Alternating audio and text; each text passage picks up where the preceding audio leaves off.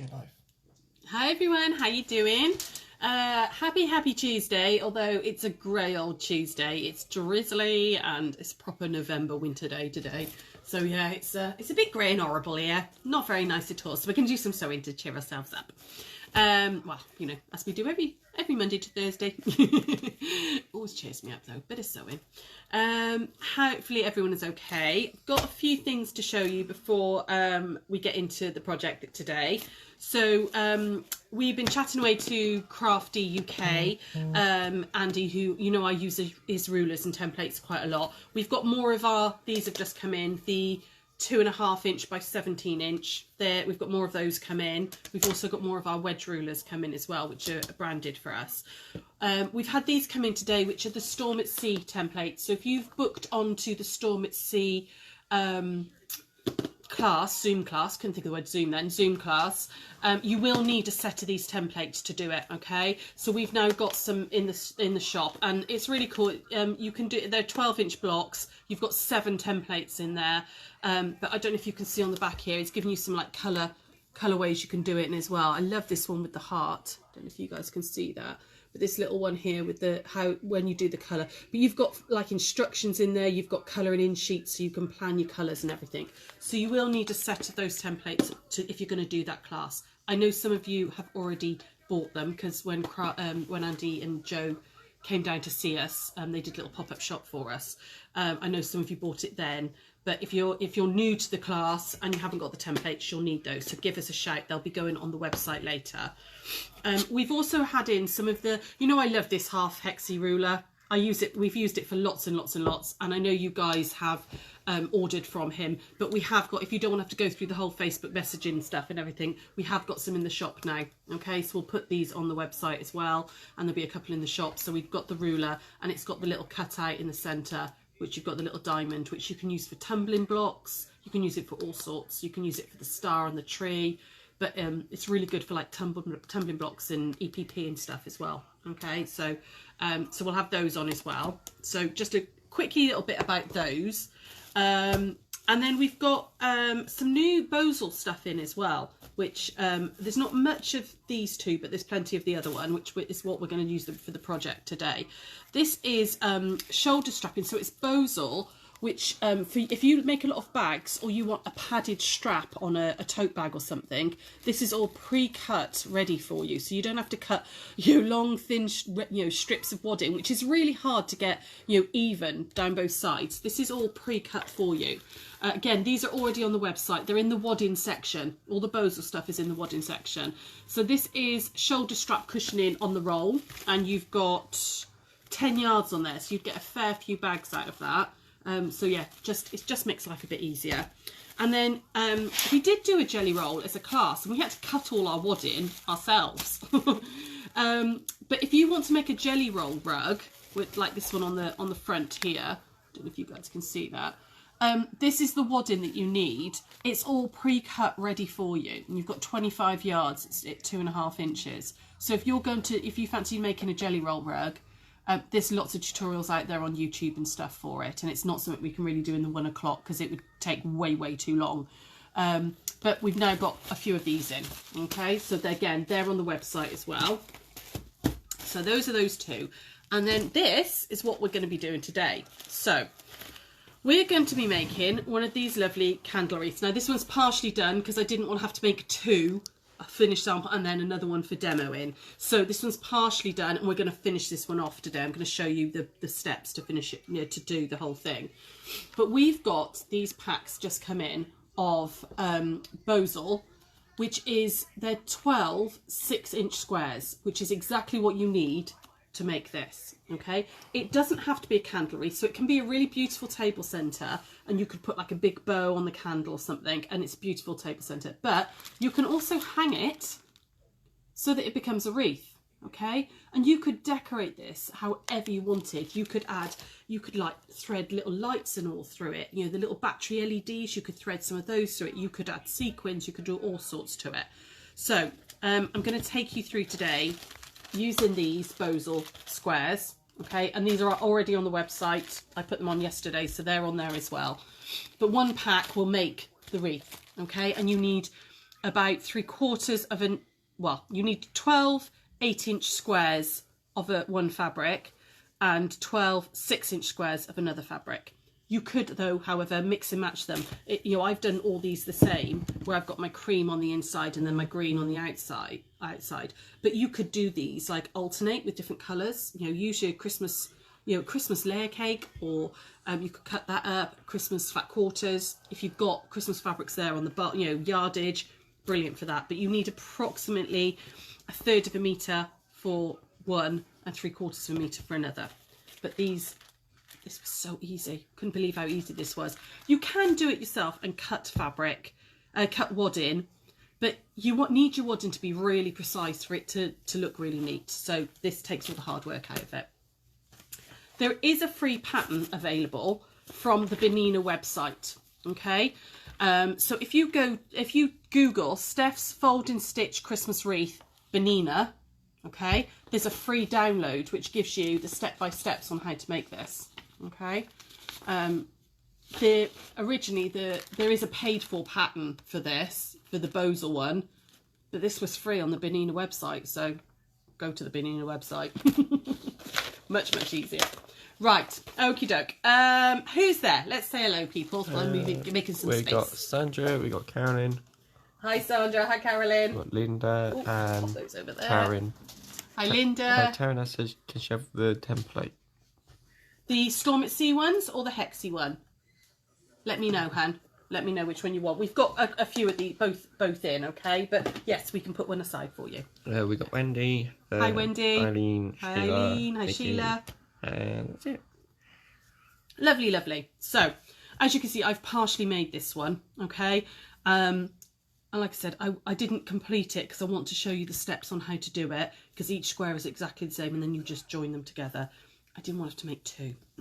It's being lazy. So I'm going to move this one out of the way a second. So in your pack, when you open it up, you get 12 of these Bozel squares, okay? They are 6 inches, okay? And they're the rougher side, so that's the smooth side. The rougher side is the glue. That's fusible, that side, okay? So I'm going to move my coffee out of the way as well. I'd also cut myself 12 6-inch squares and 12 8-inch squares, all right? First step's nice and easy. We're going to put our 6-inch square wrong side onto the glue side, okay? So that's the rough side, like that. Line it all up, and then we're going to just iron that on, okay? So we're just going to take this over to the ironing board and iron this on, okay? So like that. Just give it a nice little press, and it's kind of, you know, a pressing hold. Just give that glue time to activate. But the nice thing about the Bozel is it really holds its shape.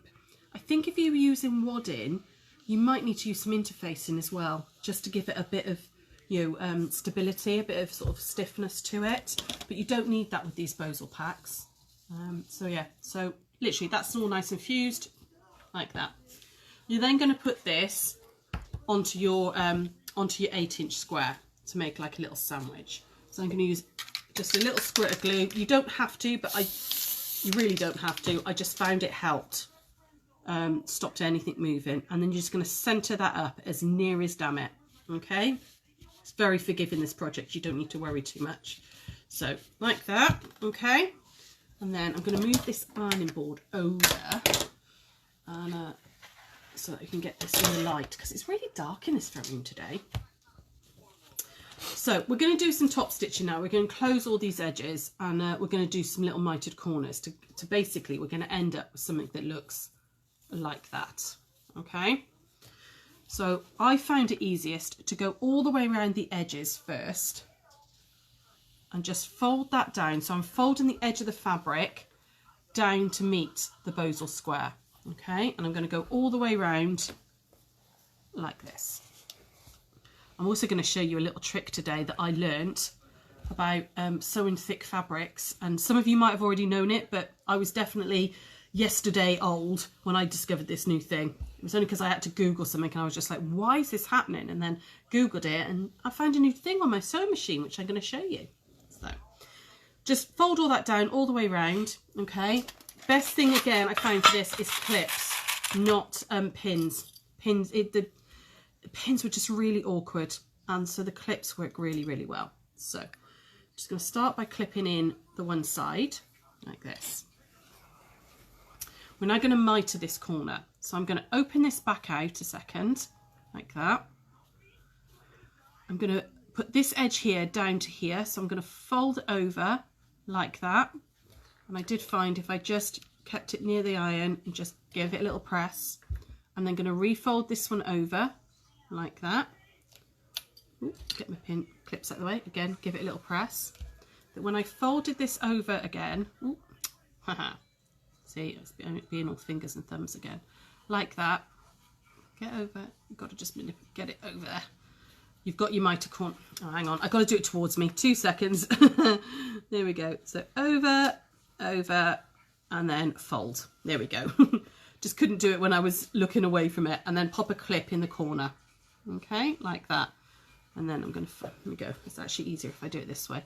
Like that. And then we're going to do this corner here. So open that back out.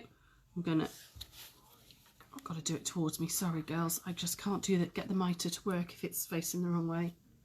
So I'm going to fold it over like that and back over like that. Hold it down with my finger. Give it another little press. And then I can fold it over like that. There you go. Can you see? And you've got your mitre there. Stick a clip right on the corner. Stick it in just there. Be generous with the clips. And we're going to work our way round, doing each of the corners. Okay, so talk to me then, please, ladies. Who's there? Who's saying hello? Anybody got anything to say? Terence said the storm at sea, please. I already have the hex again. Yeah, no problem, lovely. We'll put one aside for you. No problem at all. So just put this one in. Anybody else there? Suzanne says hi. She's just putting the lining in a bag. Ah, nice.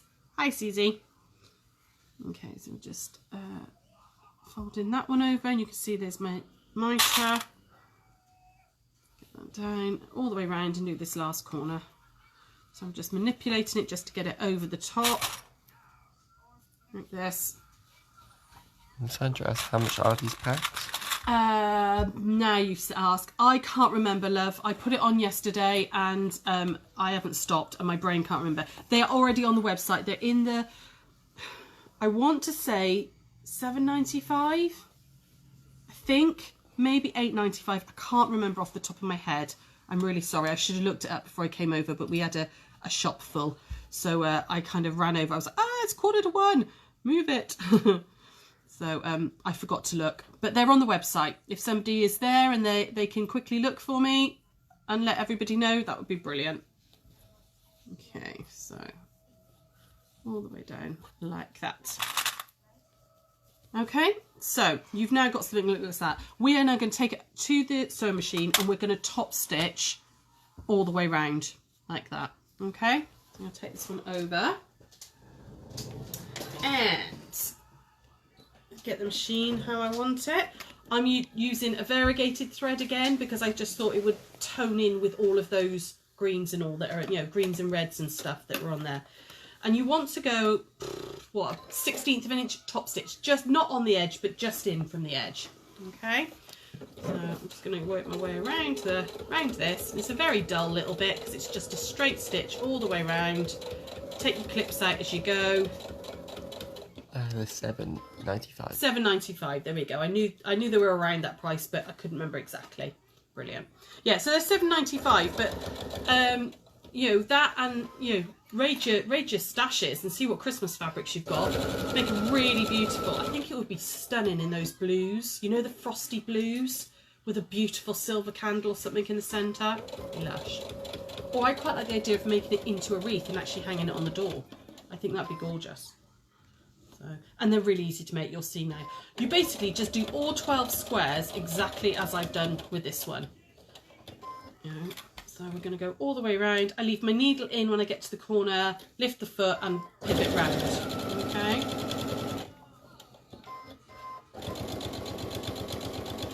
Get that in that one. So has everybody entered the challenge post? I did see a lot of bits go up, so did put it up. It was a bit later last night because when I got back to the shop it was all a little bit crazy. So the challenge post has gone up from yesterday.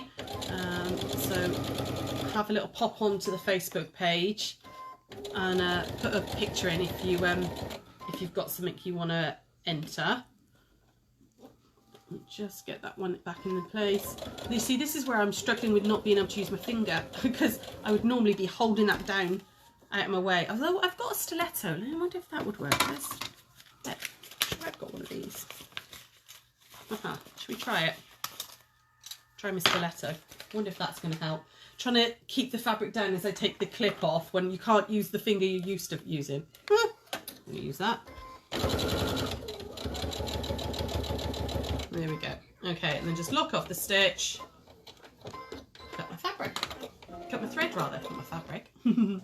So we're going to try that stiletto in a minute when we just trim off, because I've locked it off. I can just trim it off. If not, just bury your ends, okay? Like that. Just do the same on this one. Now you need to make a couple of marks on this now, which are going to be sewing lines. So I'm going to do it on both of them, because I'm going to need to do it on both of them. We're going to work on opposite corners, okay? So on the top corner, you're going to measure down 1 inch, and it does tell you all this, actually, if I show you on the pattern as well. You can see it does tell you all this on the pattern. You've got 1 inch, and then you've got your 3-inch marks, okay? So you're going to measure down 1 inch and make a mark, and you're going to do that on both sides. So measure down 1 inch, make a mark. So I've got 2 little marks there, and then on this, the opposite corner, I'm going to do 3 inches. So 1, 2, 3, and then this corner 1, 2, 3, like that. Okay, and then I'm going to join those points. So I'm going to join that 1 inch to that 3 inch, and I'm just using a Fix-On pen, but you could use, you know, chalk pencil or something if you don't, you know, I haven't got a Fix-On. And then we're going to join that one there, there and there. Okay, so I've got 2 lines which sort of go from small to large. Okay, I'm going to do the same on this one because I need them marked up exactly the same, and you mark all of them up exactly the same. Okay, any questions or comments so far? Anybody, just while I'm doing this other one? Natalie, I think Natalie's got a new job. Ah, fabulous. I think I missed something. Yeah, she said, just found out I've got a conditional job offer, but that means moving to the other side of the country, trying to work out logistics, all of it now. Oh, well, congratulations on getting the job. I hope you can sort it all out. That's really cool. You end up with any other questions or comments there? Yeah, Sonia just said, wondered what that thing was. I think she meant the stiletto. Oh, right, yeah. It's a stiletto. It's for holding things and keeping your finger out of the way, so you can kind of hold stuff as you're sewing. I think there's probably other uses for it, but that's what my mum always told me it was for, so that's what I use it for. So we're now going to put these wrong sides together. So I want the narrow ends together like that. You see, so I've got my narrow ends going down, narrow ends going down, and clip them together. I'm just going to put a couple of clips either side like that. You don't need much. We're going to stitch down this first line here. Okay, it doesn't matter which one, but we're going to stitch down this line. Okay. Now, my super duper lovely machine doesn't like thickness.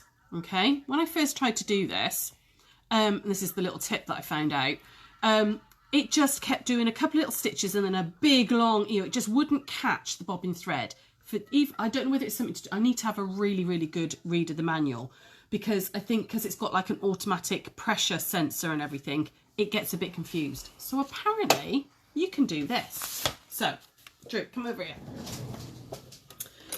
Have you all seen that little funny black bit? You might know this. I didn't know this, but you guys might know this. This little black button here on your everyday general foot, okay?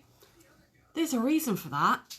I had no idea what it's for, but this is what it's for. So, now this isn't easy with one dodgy finger, okay? So what you do is, this apparently helps with sewing thick fabrics. And this was definitely something, oh my God, I've learned something new. So, with your foot up, okay, so you've got to make sure the foot is up. You put pressure on the front of the foot like that and push it down a little bit into the fabrics. And now I've got to try and do this with the other wrong finger because I can't press with that one in a minute. You then got to press that button in until it clicks. Did you hear that click? Okay. Don't release the button until you put the foot down like that. Okay. And then apparently it will sew, and it did work on all the others because I was swearing a lot at this. It will now sew. So I'm just going to... You've got to go quite slow with it because otherwise that button springs out. But it now sews. And I'm going to show you in a minute what happens when you... I'll show you on the other one what happens when I... Ooh, go slow. You've got to go slow with it. But that button apparently like levels out the foot so that the machine knows it's thicker fabric. I mean, who knew? I mean, maybe you guys did. I didn't. I learned that yesterday. I was so excited because I've been swearing about this machine, the fact that it can't handle thick fabrics. For some reason, it doesn't like it. But it did it, like first time. It was brilliant. Can you see I'm just using the stiletto just to hold the fabric in place as it goes through. There we go, because I haven't got use of both fingers at the minute. And then I can lock off.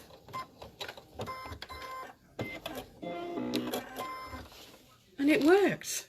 And it sewed all that thickness, which it didn't used to do. I was so impressed. I loved it. I absolutely loved it. So yeah, you've got to tip the, you've got to like hold the foot. I'll do it again in a second for you guys because we've got to add this in, okay? But yeah, let me know if you knew that. Brilliant. If you didn't, why didn't you tell me before? If you knew it, why didn't you tell me? So yeah, so then you just want to give these a bit of a press, okay? Like that. Don't press too hard because as you can see, I was a bit clumsy there. I've gone over my lines. Just give that a bit of a press out. So you've got something that looks like that. Okay. Anybody having a chat there? Anybody talking? Yeah, a lot of people didn't know. Jean said she didn't know. I didn't know. I was just so gobsmacked. I was always just, you know, it's one of those things you go, not sure what that's for. I didn't say it was fantastic. Wondered what that black button was for. Exactly. I've always wondered, but kind of ignored it. But that's what it's for, apparently. Good old Google. I had to Google Google why won't my brother machine sew thick fabrics, and there was a little comment on a, you know, like a forum type thing. Have you tried this? So I was like, I haven't tried it. I gotta try that. So as you can see, I've already joined some of these together. So you basically, you join these in a circle. So I'm gonna add this one on to here. Okay, so this is my narrow end, this is my long end. Okay, so you make lots of pairs. So you'd make 6 pairs. Okay, you see there's my pair there, and then you join the pairs together. So I'm going to put them right sides together, just like we did a moment ago, like that. And what I'm going to do is I'll do this one without pushing the button in, and we'll see if, what's the button? It goes fine this time. But a couple of nights ago, oh, I was shouting lots because it wouldn't sew. So if I do it without pushing the button in, I already know that doesn't work because I can see it's not working. Okay, I'll just go down it a second. So you didn't press that black button. You do have to press it each time you do it because it kind of resets. So, oh yeah, look, can you see what's happened? This machine doesn't like it. Can you see? I've got this big long thread. It tried to sew, but it wouldn't work. And that was happening all the time, and it was driving me potty. And I was like, this is a really expensive machine. It's a really good machine. It's a quilting machine. It should be able to handle stuff, but it can't. However, we're going to do it with the, yeah, can you see? It just doesn't pick up the bobbin thread. As much as I love this machine, it's the one thing that was really bugging me about it, was the minute I got into any sort of like thickness with anything, didn't like it. So we're going to try that again with the black button. So foot's up. So I'm going to, hopefully you guys can see this. I'm going to press forward on the foot. Can you see this, Drew? Is it easier if you come round? Yeah. Maybe if he comes round, we'll do it from this side a second. So I'm going to press like that. So you can hopefully you can. Here you go. Zoom in for me. So I'm going to press like that. Okay. I'm going to press that until it clicks. Hang on. Oh, it's not going to work. Come on. There we go. Did you hear the click? Okay. thing. I can't do it with my finger. I've got my thumb caught. Drew, press the lever foot down for me. Which one? The button that's got the foot on it. I don't know where that is. That one? No. The one on up here. That one. That one? No, the other one. That one. That's it. There we go. Not being able to use that finger and having to use my wrong hand is a nightmare. And then we're going to stitch down that line. Okay, so I just take a couple of stitches first with the button still in. There we go. And nice and slowly. There we go. If I had to use the stiletto, I could have done that because this hand would have been free, wouldn't it? Oh, too fast. Here we go. And we're going to go down that line. Oh, tell you what, I got all my fingers all in a muddle then. So I'm just pressing down a little bit. Going quite slowly. All the way to the end. Here we go. Okay. So that's what the black button's for, but you need all your fingers to do it. Okay, and the foot, there we go, and it's worked, which is brilliant. I love it. So yeah, it's sewn lovely now. Okay, let me see, sewn down. Right, so last one is I'm going to join that one to that one. So I've got my circle. Okay, can you see? So I'm just going to join this one to this one, and I've got my circle. So again, so it is a little bit bulky at this point, but I just love this. Who was it that made one? I think it was Jen Edwards. I think you made one a couple of years ago. I think you used wadding for yours, though, didn't you? So I'm just going to do that again. I'm going to make sure I use those two fingers now, not try and get that one in the way. We'll do one more line, and then okay, my clip's in the wrong place. There we go. Let's get that one out of the way. So foot's up. Just trying to do this with the wrong finger is not easy. Okay, there we go, got it. I've got my fingers in the right position this time. Okay, any questions or comments while I'm just sewing this last little line? Don't know if you guys can see this. So you do want to go quite slowly. I mean, this is really slow for me. It does feel about like tortoise and a hare. But it's thick, it's, you know, substantial. You've got fabric, you've got 2 layers of bosal, and bosal is like a memory foam, you know, so go slow and steady and your stitches will be fine. Okay. Tell you what, I never used the stiletto, but actually it's really handy because you can get a little bit closer to the work and kind of squish the bosal down a little bit as it's going under the needle. So I've learnt 2 new things. Use my stiletto and what the black button's for. No comments there? Nothing? Jackie said try sewing slowly. Yeah, I did. Even when I go really, really slowly, it still was, yeah, I was swearing a lot, Sara, it really was. But that seems to work. So, what you've got now is a full circle. Okay, let me move the ironing board out of the way. Out of the way, like that. Okay.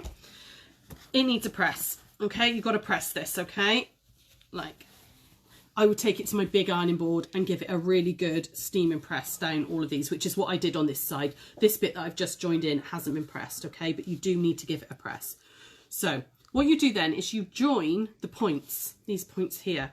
So you take one from one side, one from the other, and you're going to join them together. Just a bit of hand stitching, okay? That one to that one, like that. And I will do one for you, okay? That one to that one, like that.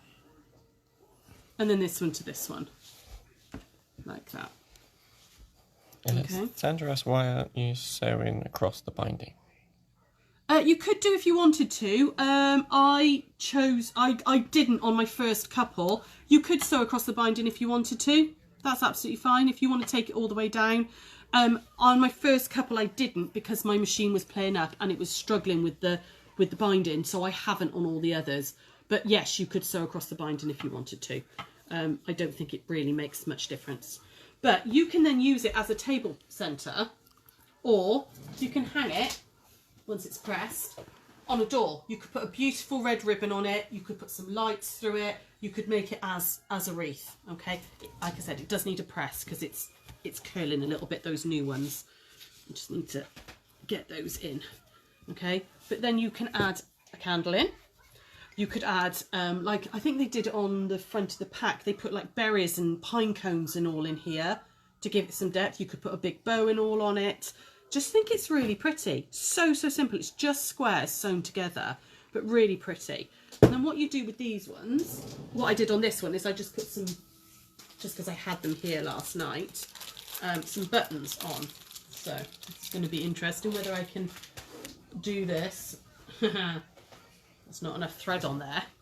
Talk to me, ladies, while I just try and thread a needle. Jackie asked, would the walking foot be easier? Would a what? A walking foot. It could be. It didn't work for me on this machine. I did try the walking foot. This machine's just, I love it. You know I love it. I'm really excited, but it just doesn't seem to... I should have gone and got my little old brother out because that would have whipped through that. But I couldn't be bothered to go upstairs, so hence I found the black button, and that worked. But yes, maybe a walking foot would work. I don't think... The thing with the walking foot, though, it's not really about thickness. It's about the speed of the fabrics going through and controlling that. So I don't... Try it. Try it with a walking foot and see. You might find it works better. But the black button worked, so I'm going to use that from now on. Okay, so I've just got a double thread, and all you're going to do is on the ends here is literally just hand sew the ends over.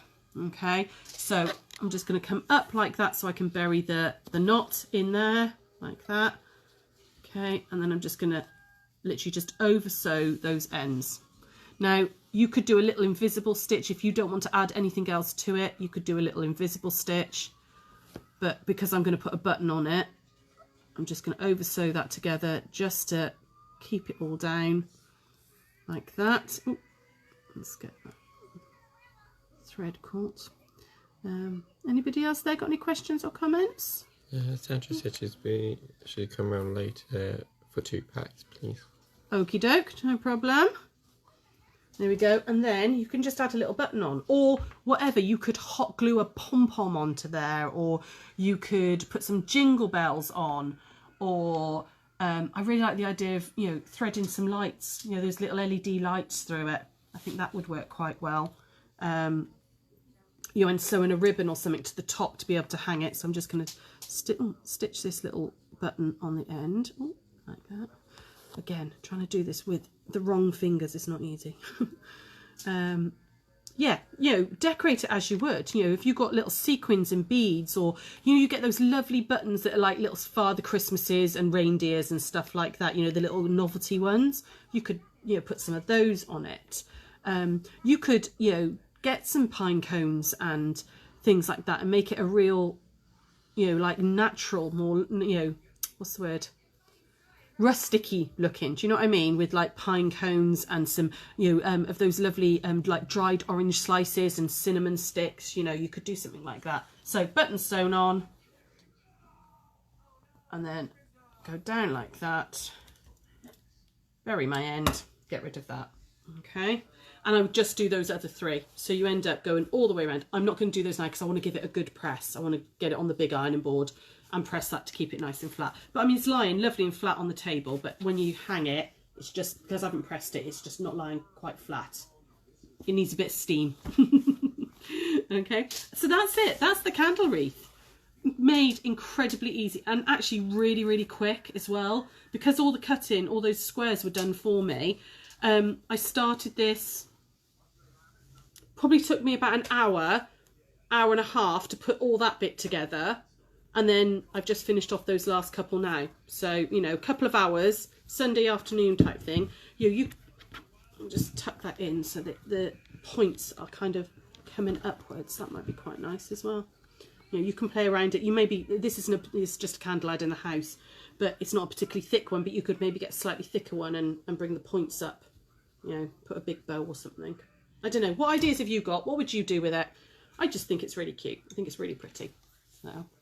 Anybody else there? Anybody got any questions? Jean says very nice. Lisa Fowler said bows would look good there. Yeah, you can put some little bows or something on the ends. Yeah, lots of nice little things you could do with it. Natalie says she made one last year, but she used interfacing instead of wadding. Oh, right, okay. Yeah, absolutely. I mean, most of the patterns I saw out there were just using normal wadding, which you could absolutely do. The only thing I would say is you're going to have to be quite accurate with your cutting to make sure that wadding, because it's sometimes a bit difficult to cut wadding exactly, isn't it? Because it's a bit stretchy. Because otherwise it's not going to fit in. So you could absolutely do it just with normal wadding. I just like the quick and fast method. You know me. I haven't got much patience for long, complicated things. So yeah, definitely. It was just the fast way of doing it. Those Bosel squares, and I like the fact it's got that real substantialness to it. But wadding interfacing would work as well. Sonia says it's lovely. That's about it. Fab. Thank you very much.